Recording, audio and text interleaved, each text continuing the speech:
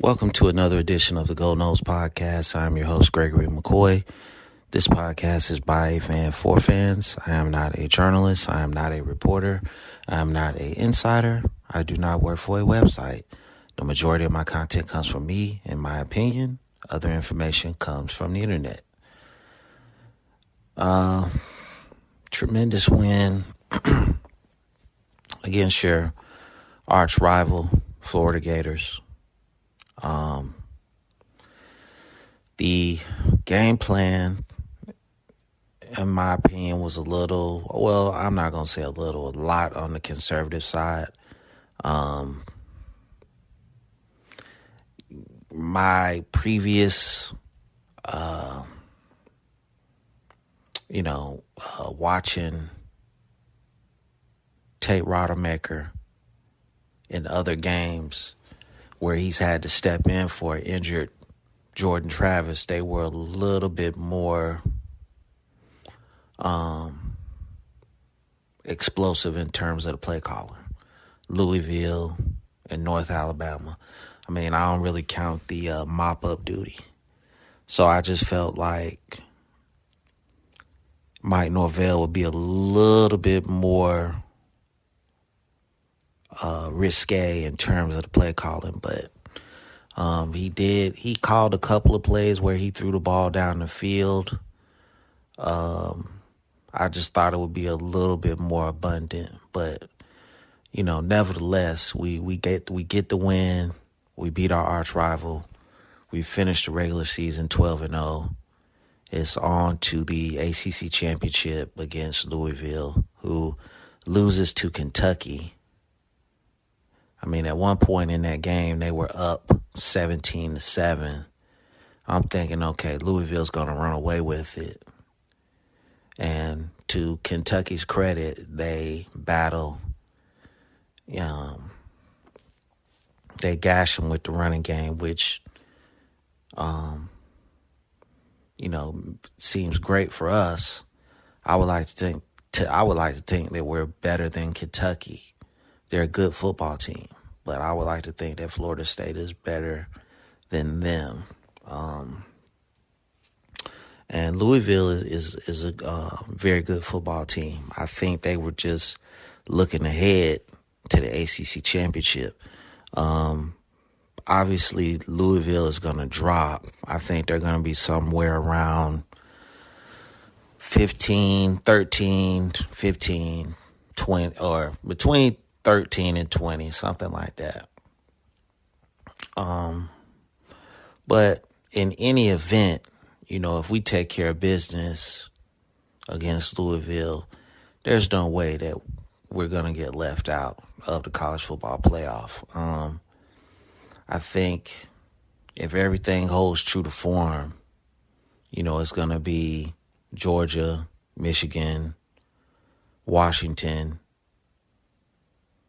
Florida State. I think in terms of the conference championships, the team that might lose their conference championship is Washington. I think Oregon's out for blood.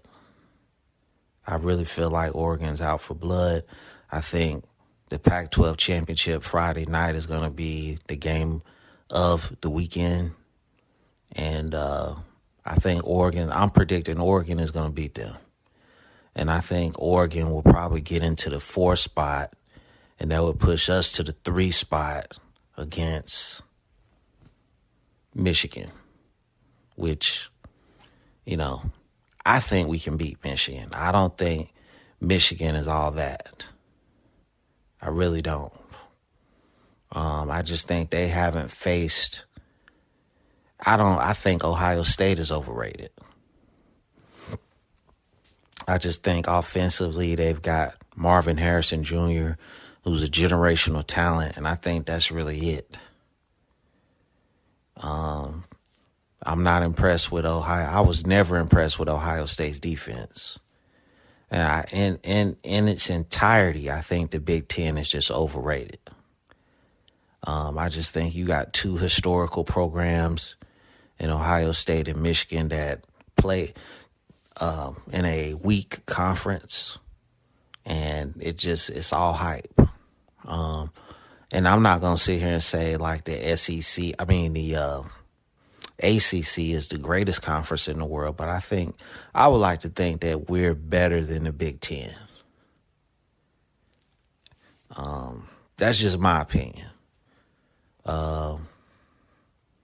But I really don't care who we play. I mean, it doesn't matter. We're going to have a tough game if we're fortunate enough to make it to the college football playoff. I think Georgia can be had. Georgia Tech played a tight game with them. I don't think Georgia's defense is the Georgia defense of, a year ago, 2 years ago, 3 years ago. So I think Georgia can be had. I think that quarterback can be had. I think if you blitz him, I want to see what he's made of. I would double Blake Bowers and blitz that quarterback, and just to see what he's made of. Florida State can be had. We're slow. We are a slow starting team. I mean, just consistently the last, 5 games, we've let teams get up 7, 10, 13 points in the first quarter, and then we have to basically claw our way back into the game. We have to be a fast starting team, man. And that's why I say you're going to have to let Tate Rodemaker throw this football. Because he's got a cannon. I mean, he's got an arm. And he can rip it. And I love the running game. Where was Marquiston Douglas? I mean, I've been saying it all season. He's your best lead blocker, okay? If you don't want to use Marquiston Douglas, Jaheim Bell, okay? Like in the LSU game, in the second half, you were running that sweep. What is it, a sweep or a counter? I don't know what it is. But basically, Jaheim Bell is the lead blocker. You're in the shotgun. It's split. You hand it off to Benson, and I think Benson is a tremendous running back, but when he has a lead blocker, I mean, you're guaranteeing at least 5 yards when he has a lead blocker. And just the fact that you're making him go through a defender and he's still getting you 2 yards, 3 yards, why not give him a lead blocker? And let him get you at least 5. I love the run game. And I love, okay, we're gonna eat off the run game. I love that philosophy. It's conservative, but I need to guarantee yards. So, I think Marquiston Douglas has to be utilized going forward, better utilized going forward, if we're going to, win an ACC championship and contend for a national championship. That's just my opinion. All hands on deck, because these are the championship rounds. And you just have to expand the use of your personnel. You have to expand the playbook. And I just think next week or later on this week, it's going to come down to Tate Rodemaker making a throw. I know you didn't want that to happen in the Florida game in the Florida game in a hostile environment, and luckily the game didn't come down to him having to make a throw to get us in position to win the game. We heavily relied on the running game. But I would like to think that Florida is on par with Louisville in terms of talent. Maybe their quarterback, Plummer, is a little bit better than Max Brown. But I would say they're comparable. I would say that the SEC top to bottom is better than the ACC top to bottom. And, Florida just didn't play up to their potential. But either way, it's going to be a close game. I'm going to go out on a limb here and say 24-17. I think it's going to be a close game. Louisville can run the football. They can throw the football. I think they just got caught looking past Kentucky. Give Kentucky credit, too. They battled and won that game. But I think our defense is better than Kentucky's. Nothing on film shows me that Louisville is going to be able to stop our defensive line. So it's really just going to be, can we make plays offensively? And I think we can. I would like to think that the quarterback for Louisville last season was a little bit more dynamic than Plummer. And we beat them. We came back and beat them. So,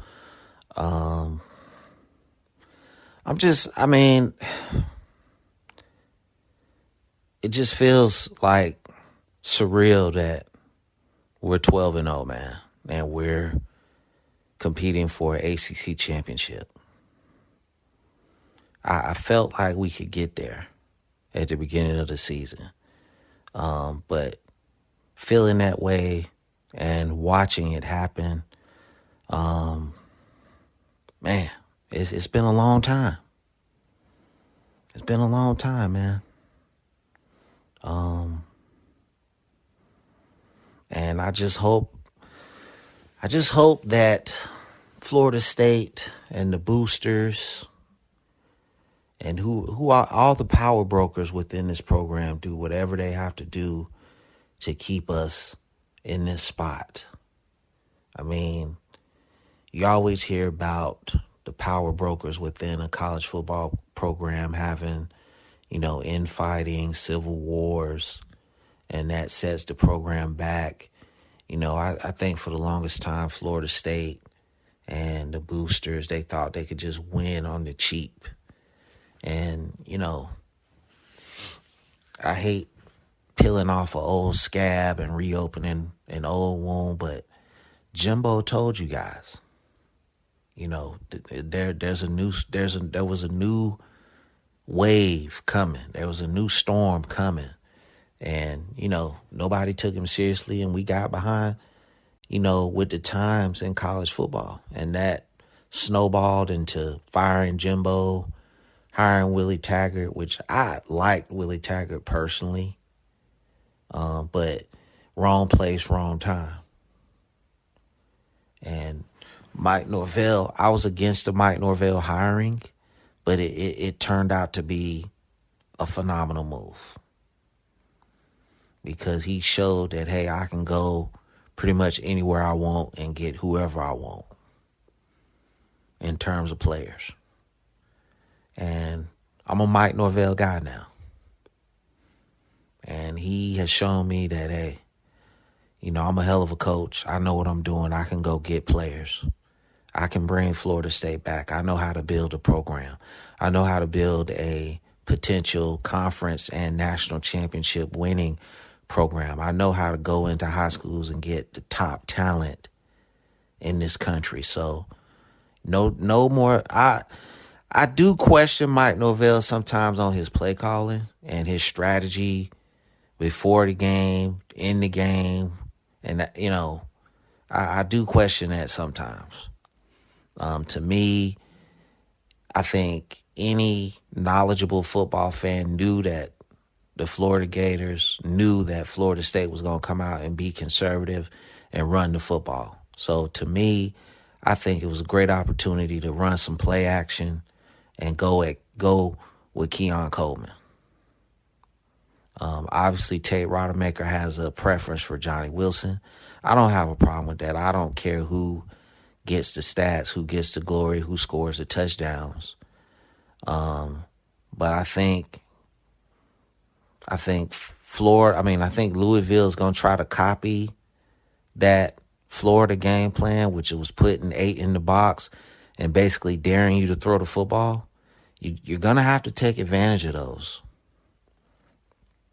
You're going to have to, get Marquise Douglas involved in this game from a lead blocking perspective. I like some of the passes that you threw to Jaheim Bell.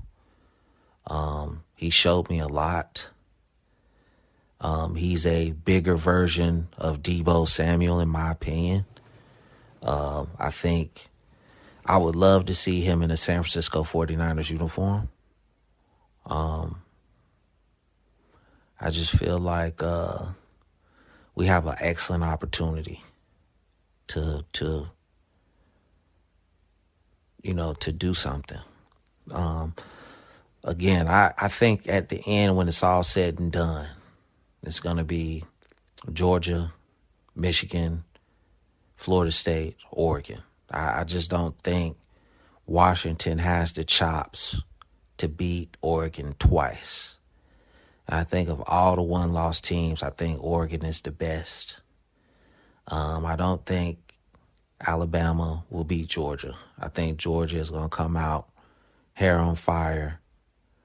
I think it's going to be a close game, but ultimately I just think Georgia, with the best offensive line in college football, is going to win that game 31-17. I see Oregon really blowing Washington doors off. I really do. I think they're just, they're on a mission to prove that they belong amongst the elite. And so I think Oregon's going to beat Washington probably 38-24.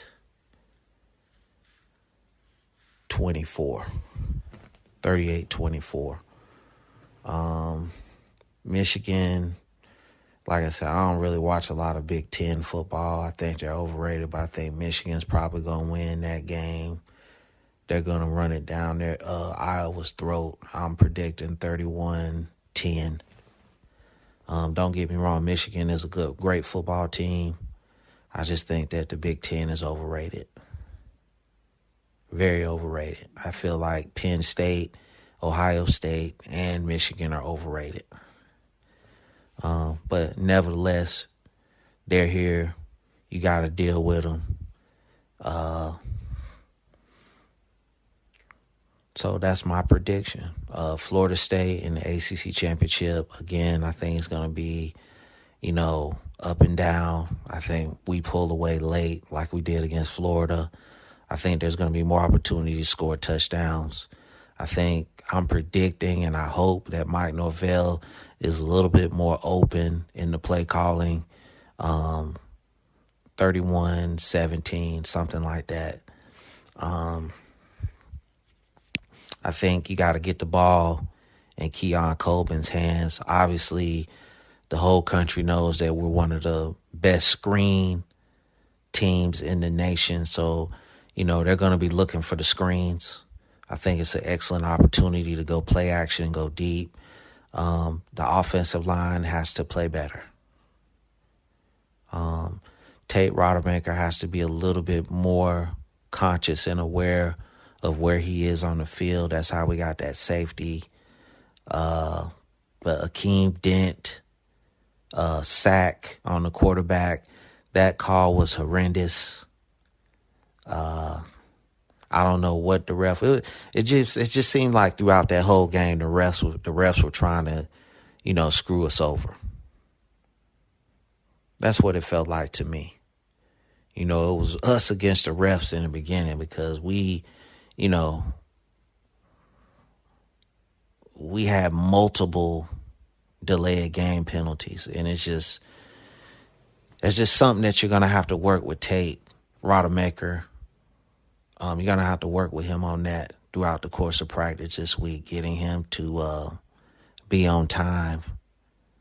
But I think Tate responds better with the go fast approach on offense. I think the more time that you give him at the line of scrimmage to think, the more likely he is to make a mistake. It just seems like he responds better when he has to think less, and he could just let the ball rip.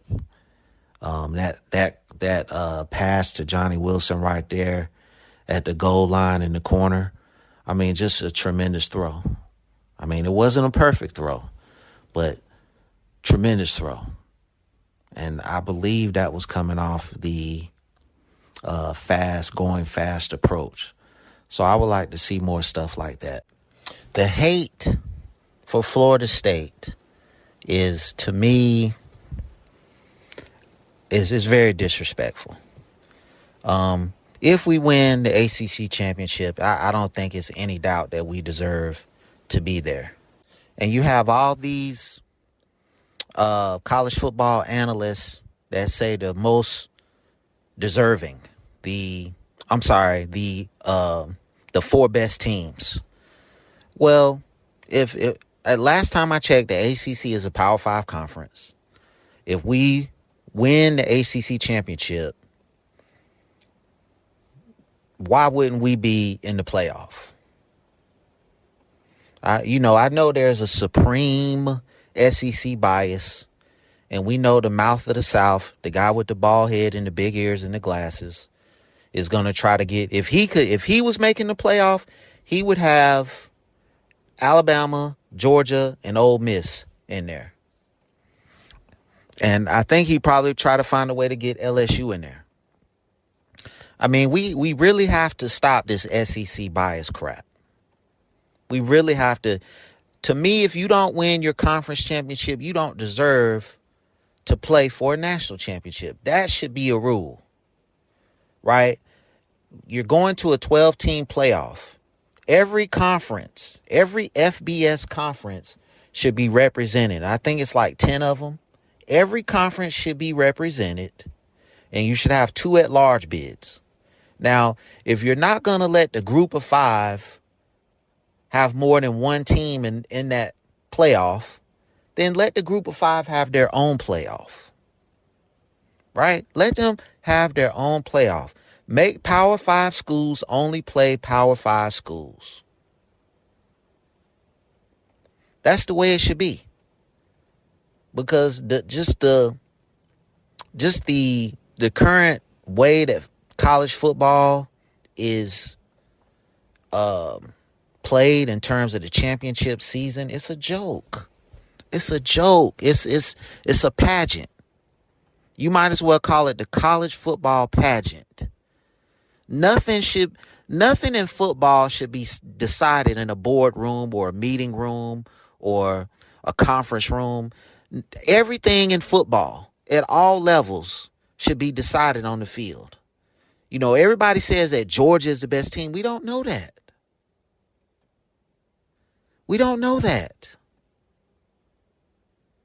Everybody says Michigan and Oregon and Washington and Ohio State. We don't know that. We don't know if Georgia almost got beat last year by Ohio State. Okay? And TCU shouldn't have been there, but they put them in there. And they got throttled. I would like to think that we're better than TCU of last year, all the way around. We lost probably our best player. Okay, but we shouldn't be penalized for that. I mean, even if we had Jordan Travis, I think it would be a lot of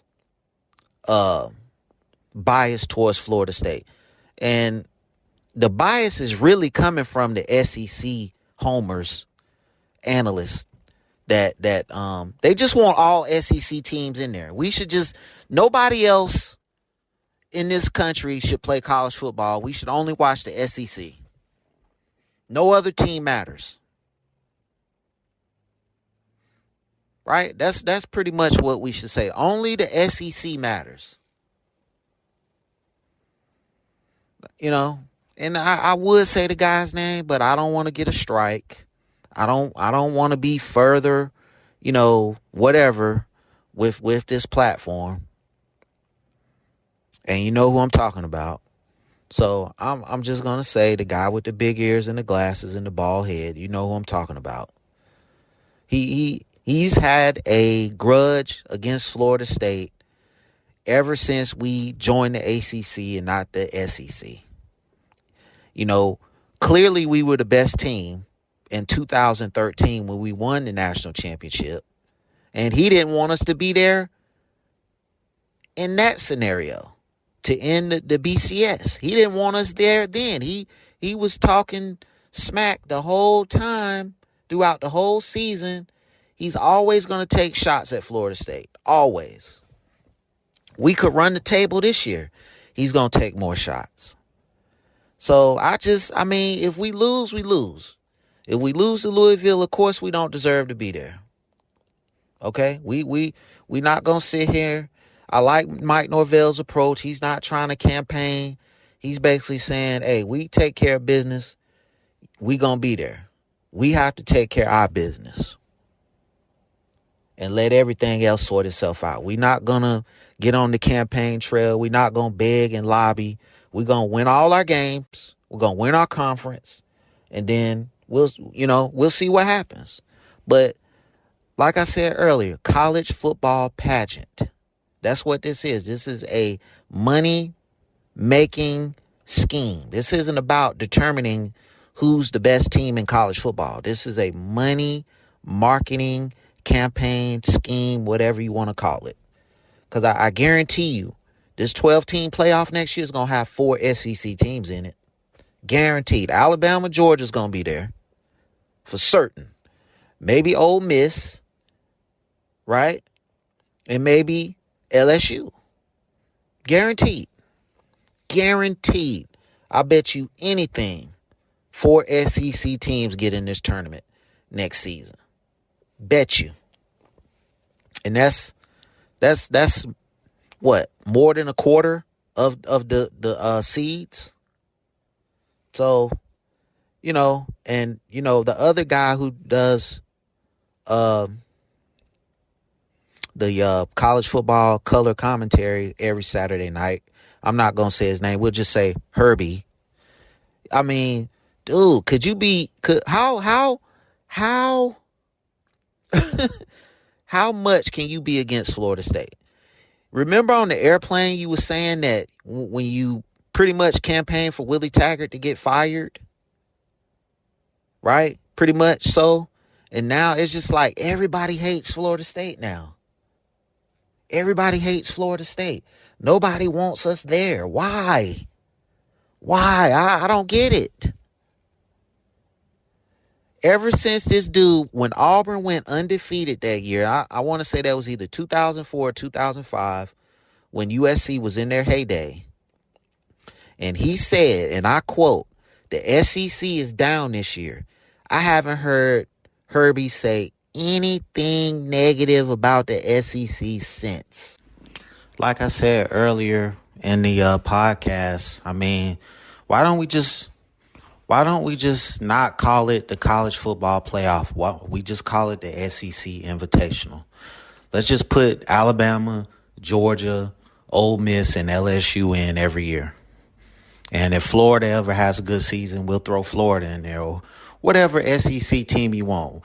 Oklahoma and Texas are going to the SEC next season, so we can do Oklahoma, Texas, Alabama, and Georgia every year.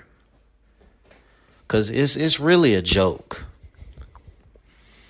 I don't get into most deserving. I don't get into the 4 best teams. I don't care about that. If you're in a Power 5 conference and you win all your games, conference championship included, you should have the opportunity to play for a national championship, no matter who you are. If it's Wake Forest, Northwestern, Rutgers, Stanford, whoever, if you run the table, you win all your games, why don't you have the right to have the opportunity to play for a championship? And this is why I hate major college football. I love it, but this is one of the reasons why I hate it, because the postseason is a joke. You get these idiots on TV that have influence. that have influence. And, you know, we're talking about now, if Florida State wins the ACC championship, they could potentially be left out if Alabama beats Georgia. That would be, I mean, you would make a mockery of what little respect I have for the college football playoff.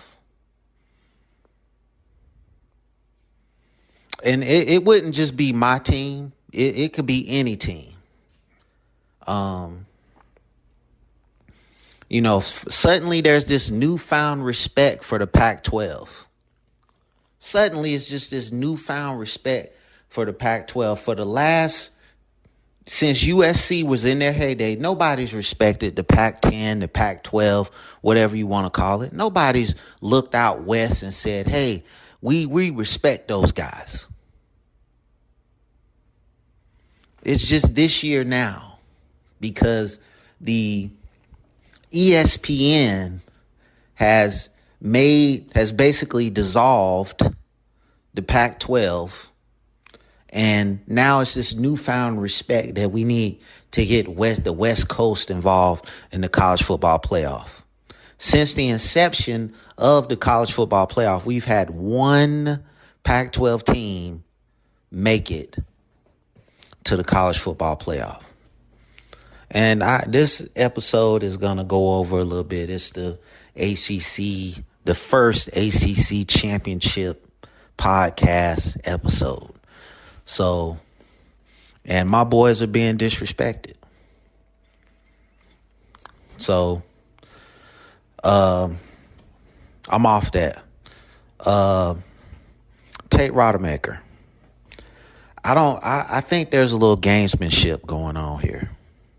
I think Mike Norvell is intentionally not putting a lot of passing, or at least in this game, in the Florida game, he intentionally did not put a lot of tape out there as far as Tate Rodemaker throwing the football. I guess if he makes it to the college football, if Florida State makes it to the college football playoff, he wants as less tape out there as possible. This is just my theory. I definitely don't know this for a fact. But when you get even this Saturday in the ACC championship game, Louisville's gonna force you to make Tate Rodemaker make a play. You know that's coming. And if you beat Louisville and you go play Georgia or Michigan or whoever, they're going to put 8 in the box and say, Tate Rodemaker beat us. Now, the Louisville game last season, I was supremely confident, okay, Tate can go out there and beat Florida. Tate can go out there and beat Louisville. The college football playoff is going to be a different animal. Okay, if we're fortunate enough to make it to the college football playoff, we get Darrell Jackson Jr. back, 6'7", 320-plus pound defensive tackle. Okay, if we play Georgia, you don't think he's going to be a factor in the run game? 6'7", 320 plus. Okay, to go with Fisk and Farmer and Lovett. Okay. So I think we would have I think we get Darrell Jackson Jr. back. Or, I'm sorry, not get him back. Get him in the postseason for the college football playoff. I like our chances to stop that run because everything Georgia does is predicated on the run. You stop the run, you might stop Georgia. Their defense can be had.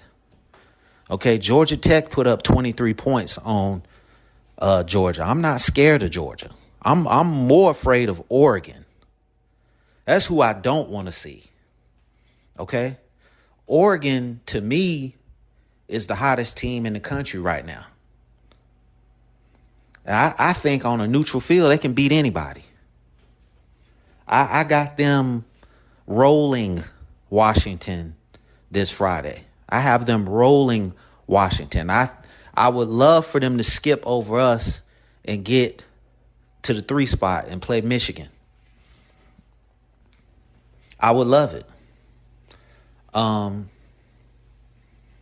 So we have to take care of business. It's kind of premature to sit here and talk about college football playoff, anything, pertaining to that as far as disrespect or seeding or whatever. We have to take care of our business. That's first and foremost. Once we do that, man, we can talk about whatever. Once we have that ACC championship trophy back where it rightfully belongs, I will go as far as I need to go as far as running my mouth on this podcast about the disrespect that these analysts are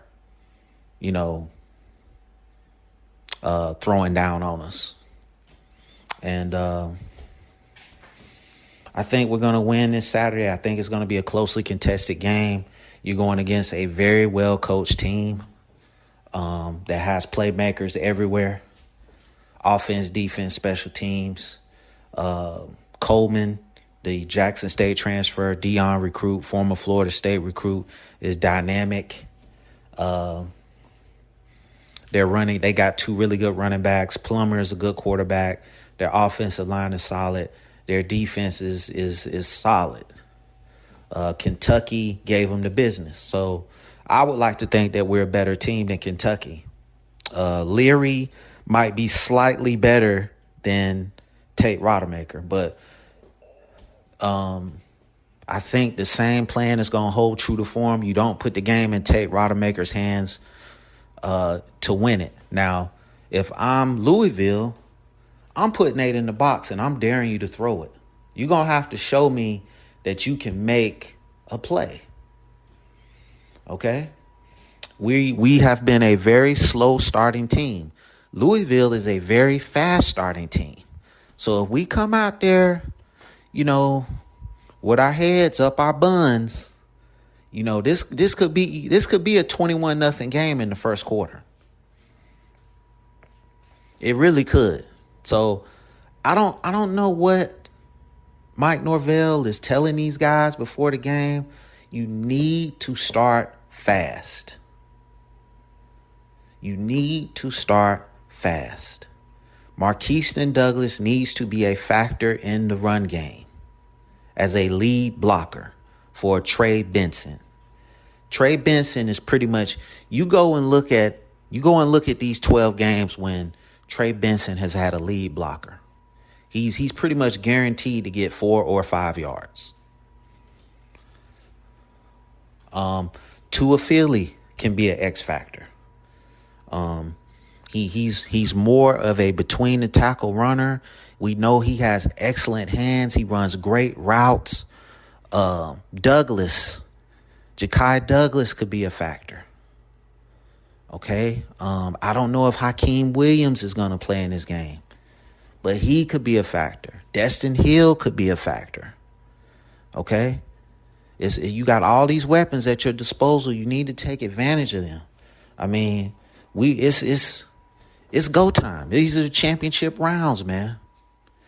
And holding stuff back, you got to let it all hang out at this point. You got to put all your cards on the table and go get this win to shut all these people up and get into that playoff. Once we in the playoff, anything can happen. So,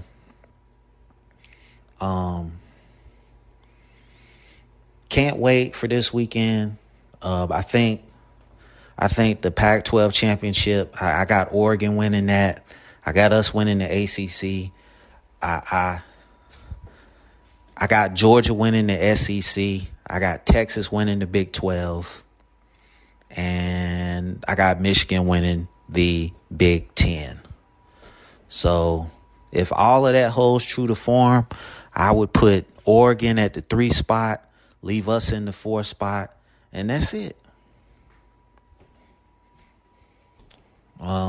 If Washington runs the table, I think you leave them at 3. Or you could make a case that Washington should move up to the number 2 spot. Either way, it's going to be Michigan against a Pac-12 team. Michigan's pretty much locked into that 2 spot. I really feel like Michigan should move up to the 1 spot just because they beat the number 2 team in the country. Whereas Georgia struggled with Georgia Tech. So we'll see what happens. I've appreciated the support all season long. Anybody that's taken time out of their life to listen to this podcast, I really do appreciate it. The podcast is available on YouTube. The podcast is available on all podcast platforms. As always, go Noles.